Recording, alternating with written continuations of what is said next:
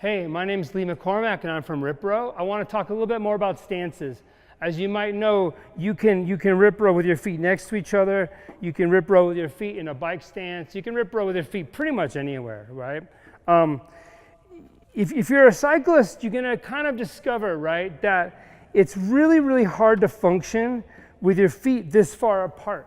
And you know it's an issue when you're in your attack position on your bike. This leg is more likely to hurt on downhills, and often the opposite side of your low back will hurt. And that's caused by having your hips be crooked.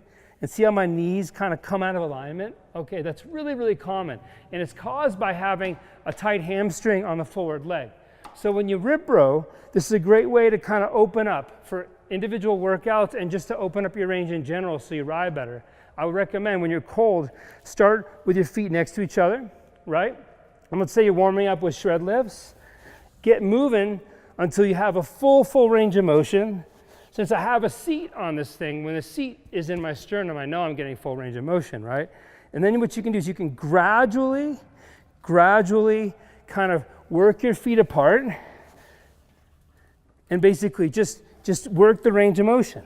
If you get to a width, let's say I'm tight and I get not quite all the way to bike stance, and I come down and this hamstring is tight, and then I start to go crooked, then I know that I've failed. So when you practice, never let yourself fail.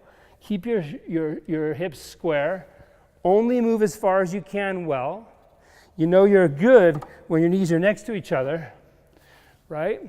If you're too tight and this is as far as you can go, then that's it. Practice with your feet at a kind of a medium stance. If you are flexible enough and you're feeling good, go all the way out to a bike stance, right? And then, highly recommended, if you can, do some practice with your feet beyond bike stance. And this is pretty crazy. It does two huge things. First of all, it really opens up this forward hamstring. See this hinge angle here? And the other thing it does is it opens up this ankle. So if you can actually do some RipRow work with your feet at wider than your bike stance, then when you get on your bike and you're at just like say 175 millimeter, crank width, then everything's much easier. I'm Lee McCormack, and I hope that's helpful.